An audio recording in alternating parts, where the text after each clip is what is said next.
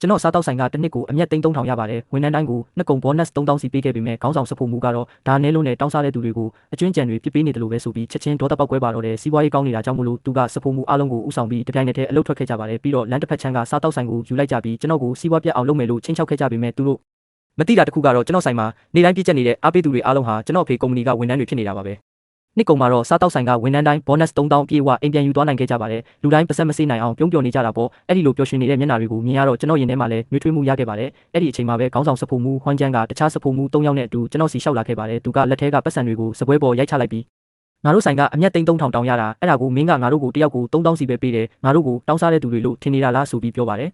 စဖို့မူဟွမ်ဒါကဘာတဘောလဲဟွမ်ကျန်းကမျက်မှောင်ကျုပ်ပြီးမကြေမနက်ရုပ်ပေါက်နဲ့ပြောလိုက်တာကငါဘာကိုဆိုလိုတာလဲဟုတ်လားမင်းမသိဘူးလားမျက်စိဖွင့်ပြီးတေချာကြည့်လိုက်စမ်းပါဒီလမ်းပေါ်ကစားတောက်ဆိုင်30ဆိုင်မကပိတ်သွားခဲ့ပြီးငါတို့ရဲ့စီချွန်ဆိုင်တစ်ဆိုင်တည်းပဲနေတိုင်းလူပြည့်နေတာဒါတွေအကုန်လုံးငါတို့လက်ရကောင်းလို့မဟုတ်ဘူးလားတဲ့ဟွမ်ကျန်းကျွန်တော်ကိုကြည့်တဲ့ပုံကကျေးဇူးကမ်းတဲ့သူကိုစုံမနေတဲ့ကဲတင်ရှင်တယောက်လိုပါပဲတကယ်စိတ်ရှုပ်စရာပါပဲတို့ပေမဲ့ကျွန်တော်အတွက်တော့ဒါဟာရေးစရာကောင်းရုံပဲရှိပါတယ်ကျွန်တော်ငြိမ်နေတာကိုမြင်တော့ဟွမ်ကျန်းကကျွန်တော်ပြည့်ရှိတယ်လို့ခံစားနေရတယ်လို့ထင်သွားပါတယ်ဒါကြောင့်သူကပို့ပြီးအတင်ရဲလာကငါတို့စဖို့မှုတွေကမနက်မိုးလင်းကနေညမိုးချုပ်အထိမိဖို့ကြောင့်ထဲမှာပင်ပန်းပန်းအလုပ်လုပ်ကြရတာဒီဆိုင်ကိုအသားတင်အမြတ်3,000ကျော်ရအောင်ကူညီပေးခဲ့တာနောက်ဆုံးကြမှာမင်းကငါတို့ကိုတယောက်ကို3,000စီပဲပေးတယ်ဟုတ်လားမင်းဘာလို့အဲ့လောက်တရားမရှိရတာလဲလို့ပြောပါတယ်သူ့နောက်ကစဖို့မှုတွေကလည်းဒေါသတကြီးမကြေမနက်ရေရွတ်ကြပါတော့တယ်ဟုတ်တယ်မင်းအဲ့ဒီပတ်စံ3,000အကုန်လုံးရတာငါတို့ကြောင့်အဲ့ဒါကိုငါတို့ကိုကြတယောက်ကို3,000စီပဲပေးတယ်ဟုတ်လားအရန်ကက်ဆေးနေလုံးနဲ့နေရလဲတူတူစားတောက်ဆိုင်စီးပွားရေးချင်းလဲတူတူကိုတခြားသူတွေအကုန်ရှုံးနေပြီးမင်းကြမှာဘာလို့ချမ်းသာလာရတာလဲငါတို့ဟင်းချက်လက်ရကောင်းလို့မဟုတ်ဘူးလားငါတို့သာမရှိရင်ဒီဆိုင်ပိတ်သွားရတာကြားလာပြီဆိုပြီးပေါ့သူတို့စီးကြော်လာတာပိုဆိုးလာတာကိုမြင်တော့အန်တီဝူကဆက်ပြီးမကြည့်ရှုနိုင်တော့ပါဘူးသူရှေ့တိုးလာပြီးအကိုတို့ရဲ့တထေးကကျမတို့ကိုပြင်ပပြင်းပြလာစားထက်နှစ်ဆတောင်ပေးထားတာပါအခုလဲအားလုံးကို bonus 3,000စီအပိုပေးတာနေတာမှမဟုတ်တာစီးပွားရေးလုပ်တယ်ဆိုတာစွန့်စားရမှုတွေရှိပါတယ်ကျမတို့ကပုံမှန်ဝန်ထမ်းတွေပဲဟာကိုလို့ပြောလိုက်ပါတယ်သူစကားတော်မဆုံးသေးပါဘူးဟွမ်ကျန်းကသူ့ကိုကြောက်စရာကောင်းအောင်စိုက်ကြည့်လိုက်ပြီးမင်းကပကံဆေးတဲ့သူမင်းကိုဘသူစကားပြောခိုင်းလို့လဲဒီဆိုင်ကိုမင်းလိုပကံဆေးတဲ့သူကထမ်းထားတာမို့လို့လားဆိုပြီးဟောက်လိုက်ပါတယ်အန်တီဝူရဲ့မျက်နှာရဲသွားပြီးဘာစကားများဆက်မပြောတော့ပဲခေါင်းငုံသွားပါတယ်ကျွန်တော်မျက်မှောင်ကျုပ်လိုက်ပြီးဟွမ်ကျန်းကိုကြည့်လိုက်ပါတယ်ဒါဆိုခမများတို့တင့်တော်တယ်လို့ထင်တဲ့ပမာဏကဘယ်လောက်လဲအနည်းဆုံးတော့အမြတ်ရဲ့90%ပေါ့ဆိုလိုတာက3,500ပေါ့လောဘကြီးလိုက်တာစဖို့မှုအနှဲငယ်ကစားတောက်ဆိုင်ရဲ့အမြတ်90%ကိုတောင်းဆိုရကြတဲ့ပေါ့လေသူတို့ကဒီဆိုင်ကိုသူတို့ဆိုင်လို့အမှန်တကယ်ထင်နေကြတာပါပဲဒါနဲ့ကျွန်တော်ညင်းရင်ရောဟွမ်ကျန်းကမထီမဲ့မြင်လှောင်ပြုံးလိုက်ပါတယ်ပြီးတော့အားနဲ့မှန်နဲ့ဒါဆိုငါတို့အလုပ်ထွက်မယ်သူ့နောက်ကစားဖို့မှု3ယောက်ကလည်းအတူတူရက်တည်နေကြပါတယ်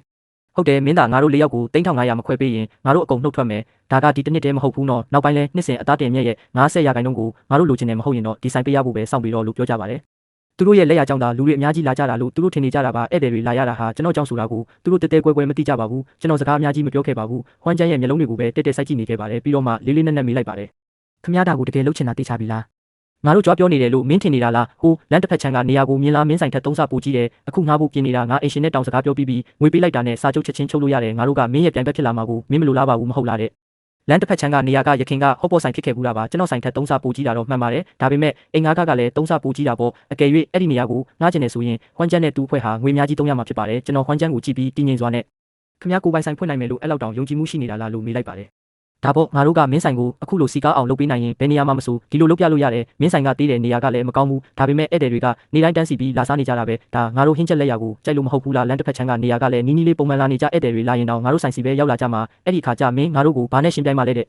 ဒီနေရာကလမ်းကြိုလမ်းကြားလေးရောက်နေတယ်ဆိုတာလူတိုင်းသိကြပါတယ်အနီးနားကဆိုင်တွေအကုန်ပိတ်သွားကြပါပြီကျွန်တော်အဖေရဲ့ကုမ္ပဏီကမီတာ900အတွင်းမှာရှိနေတာကြောင့်မလို့ကျွန်တော်ဆိုင်တစ်ဆိုင်တည်းပဲစီကားနေတာပါသူ့ရဲ့ဝန်ထမ်းတွေကကျွန်တော်ကိုလာရောက်အားပေးရုံတက်ပါပဲသူတို့ဟာအစားအသောက်ကြောင့်အဓိကလာစားကြတာမဟုတ်ပါဘူးကျွန်တော်ရဲ့အဆက်အသွယ်ပေါင်းတင်ဆက်ဆံရေးကြောင့်လာစားနေကြတာဖြစ်ပါတယ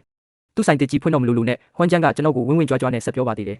်ချက်ရှိယူမင်းသားဆိုင်မြက်ရဲ့တဝက်ကိုငါတို့ခွဲပေးဖို့သဘောတူရင်ငါမင်းစီမှာအလုပ်ဆက်လုပ်ပေးမယ်မဟုတ်ရင်တော့ငါသူတို့ကိုခေါ်ပြီးလမ်းတစ်ဖက်ချမ်းမှာဒီနေ့ပဲစားချုပ်သွားချုပ်လိုက်တော့မယ်ငါတို့ဆိုင်တစ်ပွင့်သွားတာနဲ့မင်းဧည့်သည်တွေအကုန်ငါစီရောက်လာကြမှာအဲ့ဒီခါကျရင်တော့ငါကိုအပြစ်မတင်နဲ့နော်ဆိုင်တစ်ဆိုင်လုံးအကြတန်တောင်ကြားရမတက်တိတ်ဆိတ်သွားခဲ့ပါတယ်လူတိုင်းကကျွန်တော်ကိုစိုက်ကြည့်ရင်အဖြေကိုစောင့်နေကြပါတယ်ကျွန်တော်ဘာမှတွေးဝေးမနေပဲချက်ချင်းပဲအဖြေပေးလိုက်ပါတယ်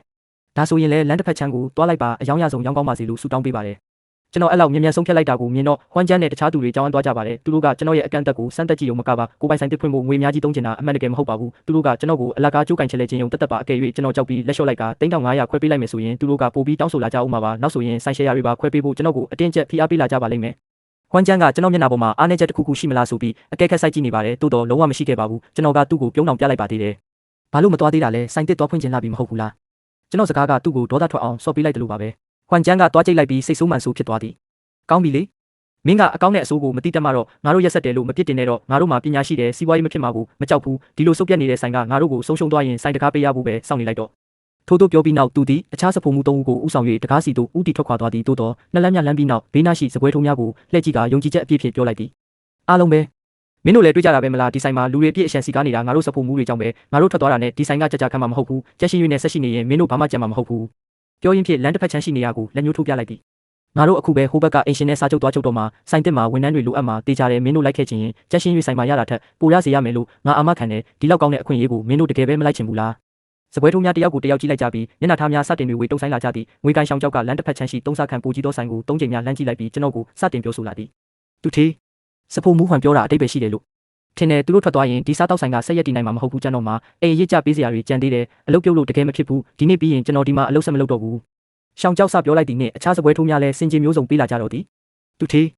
ကျွန်တော်တို့ဆိုင်ဒီလောက်နာမည်ကြီးတာစဖိုမှုဟန်တို့ကြောင့်ပါသူတို့ထွက်သွားရင်ဒီဆိုင်မှာဖောက်တယ်တွေကြံရစ်ခဲ့မှာမဟုတ်တော့ဘူးဒီတစ်နှစ်အတွင်းတထေးကျွန်တော်တို့ကိုအရန်ကောင်းကောင်းဆက်ဆံခဲ့တာမှန်ပေမဲ့ပျက်စီးတော့မယ့်နေရာတစ်ခုအတွက်ကျွန်တော်အနာဂတ်ကိုစွန့်ပစ်ရမယ်လို့တော့မဆိုလိုဘူးလေ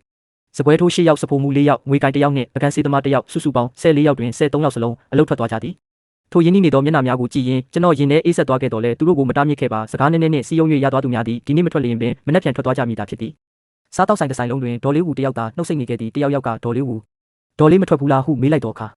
ငါဝူရှူလန်ကပညာသိမ့်မတက်ပေမဲ့ငါအပေါ်ဘသူကောင်းခဲ့တယ်ဆိုတာတော့သိတယ်လွန်ခဲ့တဲ့6လတုန်းကငါသားရုပ်တရက်ဖျားပြီးဆေးရုံတက်ခဲ့ရတယ်ငါမှဆေးဖို့မရှိတာနဲ့တထေးကတိတ်တဆိတ်ပဲရွမ်9000စိုက်ထုတ်ပေးခဲ့တာအဲ့ဒီအကြောင်းကိုသူဘာမှတော့မပြောခဲ့ဘူးငါအဲ့ဒါကိုအမြဲတမ်းမှတ်ထားတယ်လူဆိုတာကျေးဇူးတရားကိုမမေ့ရဘူးဒီနေ့သာငါထွက်သွားရင်ကျန်တဲ့တစ်သက်လုံးအိပ်ပျော်မှာမဟုတ်တော့ဘူးခွန်ကျန်းကလှောင်ပြုံးလိုက်ပြီးဒါဆိုရင်လည်းကျန်းရှင်းယူနဲ့အတူဆက်ဒုက္ခခံနေလိုက်တော့သွားကြစို့အားလုံးထွက်သွားကြပြီးနောက်စားတောက်ဆိုင်တွင်ဒေါ်လေးဝူနှင့်ကျွန်တော်သာကြံရစ်ခဲ့သည်တန်ရှင်းတရက်လျက်ရှိသောခမ်းမကြီးမှာစိတ်တစားဆန်စွာတိတ်ဆိတ်နေ၏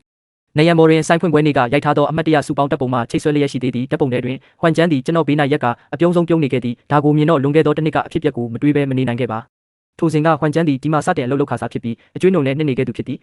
သူသေးကျွန်တော်ကိုကဲပါဦးမိမကဆေးရုံမှာရောက်နေလို့နေတိုင်းထောင်ကနန်းကုန်နေတာပါအခြားနည်းလမ်းမရှိလို့သာတိုးပွားတိုးတောင်းအကျွေးဆွဲခဲ့ရတာပါတောင်းပန်ပါတယ်တထေးကျွန်တော်ကိုကူညီပါဦးဒီတစ်ချိန်သာကူညီရင်ကျန်တဲ့တစ်သက်လုံးတထေးအတွက်ခွေးလိုဝက်လိုအလုပ်လုပ်ပေးပါမယ်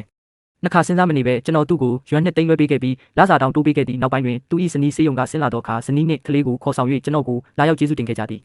်တထေးကကျွန်တော်တို့မိသားစုရဲ့အသက်သခင်ကျေးဇူးရှင်မှာနောက်ဆိုတထေးခိုင်းတာမှန်သမျှလုပ်ပါမယ်ထိုစဉ်ကကျေးဇူးတရားတည်တဲ့သူတယောက်နဲ့တွေ့ဆုံခဲ့ရပြီဟုကျွန်တော်အမှန်တကယ်ထင်မှတ်ခဲ့မိသည်တစ်သက်လုံးကျေးဇူးဆက်မိဟုဂရုပေးခဲ့သောလူတယောက်သည်တနေ့တွင်ဆိုင်ရှိဝန်ထမ်းအလုံးကိုခေါ်ဆောင်၍ကျွန်တော်ကိုပြန်လည်ဆန့်ကျင်လိမ့်မည်ဟုဘယ်တော့မှမထင်ခဲ့မိပေသူသည်ကျွန်တော်အတွက်ထွက်ပေါက်ကလေးတစ်ခုများပင်ချန်မပေးခြင်းခဲ့ပါကျွန်တော်ခါခါတီးတီးပြုံးလိုက်ပြီးနေရံပေါ်မှစုပေါင်းတပ်ပုံကိုဖြုတ်ယူလိုက်သည်ထိုစဉ်မှာပင်အဖေဖုန်းဆက်လာသည်ရှင်း၍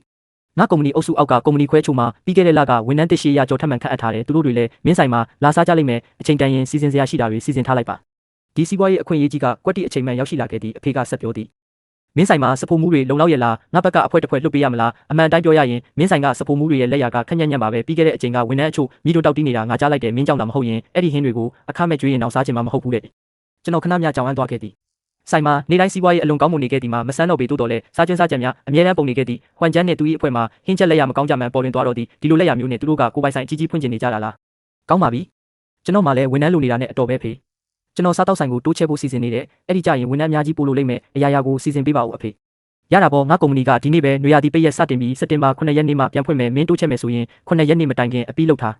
ကျွန်တော်ချက်ချင်းသဘောတူပြီးဖုန်းချလိုက်သည်ထို့နောက်ဒေါ်လေးဝူကိုအိမ်ပြန်လာခိုင်းလိုက်ပြီးစက်တင်ဘာ9ရက်နေ့မှပြန်လာရန်ပြောလိုက်သည်နောက်ရက်များတွင်စားတောက်ဆိုင်တိုးချဲ့ရန်ကျွန်တော်အလုပ်များနေခဲ့သည်ဆိုင်ဟောင်းဤဘေးတစ်ဖက်စီတွင်ရှိသောဆိုင်နှစ်ဆိုင်စီကိုငှားရမ်းယူလိုက်ရာတပြိုင်နက်တည်းဆိုင်တစ်လေးဆိုင်တိုးချဲ့လိုက်ခြင်းဖြစ်သည်ဆိုင်ကျဲဝန်းမှာချက်ချင်းဆိုသလိုနှစ်ဆဖြစ်သွားခဲ့သည်ကျွန်တော်ကိုယ်ပိုင်ပြင်ဆင်မှုမှန်ရေးအဖွဲ့သည်နေရောညပါအဆိုင်နှစ်ဆိုင်ဖြင့်မနားတမ်းလှုပ်ဆောင်ခဲ့ကြပြီးစားတောက်ဆိုင်ဤအသေးစိတ်အချက်လက်တိုင်းကိုကျွန်တော်ကိုယ်တိုင်ကြည့်ချက်ခဲ့သည်ဟွမ်ကျန်းတို့ဘက်တွင်မူသူတို့၄ယောက်လုံးဤစုဆောင်းငွေအားလုံးကိုထုတ်ယူကာလမ်းတစ်ဖက်ချမ်းရှိနေရာကိုငှားရမ်းခဲ့ကြပြီးပြင်ဆင်မှုမှန်ရန်အတွက်နေရာတကာတွင်ပတ်စံလိုက်ချိခဲ့ကြသည်ကျွန်တော်ဆိုင်လေးဆိုင်ထပ်မံတိုးချဲ့သည်ကိုမြင်သောအခါဟွမ်ကျန်းကရေမော၍လှောင်ပြောင်ခဲ့သည်ကြက်ရှင်း၍မင်းအုံနောက်များခြောင်သွားတာလားမင်းရဲ့ဝန်ထမ်းတွေအားလုံးထွက်ပြေးကုန်ပြီးမင်းရဲ့ဖောက်တယ်တွေလည်းငါစီရောက်လာတော့မှဒါတောင်မင်းကဆိုင်ကိုတိုးချဲ့ရေးသေးတယ်ပေါ့လေမင်းမှဖောက်သည်အဲ့ဒီလောက်အများကြီးရှိသေးတယ်လို့တကယ်ထင်နေတာလားဒါမင်းနဲ့မဆိုင်ပါဘူးအခြားစဖုံမှုများကလည်းကျွန်တော်ကိုအယူတယောက်လိုကြည့်လိုက်ကြပြီးစပွဲထိုးများကလည်းတက်ပြင်းချရင်ဝေဖန်ပြောဆိုကြသည်သူယူသွားတာဖြစ်ရမယ်မျက်နှာမပြတ်ချင်လို့ဟန်ဆောင်နေတာပါဟုတ်တယ်တပြိုင်နက်တည်းဆိုင်လေးဆိုင်တိုးချဲ့တာလေလားအရင်တုန်းကဖောက်တယ်ဥယျာဉ်နဲ့ဆိုရင်တော့ဒီလောက်ကြီးတဲ့နေရာကိုပြည့်အောင်ဘလို့မှမလုပ်နိုင်ပါဘူးအလုပ်ထွက်ပြီးစဖုံမှုခွန်နောက်လိုက်ခဲ့တာတော်သေးတာပေါ့မဟုတ်ရင်တော့ငါတကယ်ဒုက္ခရောက်တော့မှာ